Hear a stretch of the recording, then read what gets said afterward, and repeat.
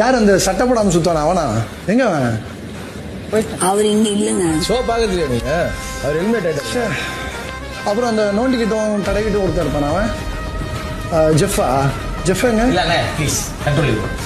எங்க அவன்? ஆக்சுவலி எங்க அவன்? எங்க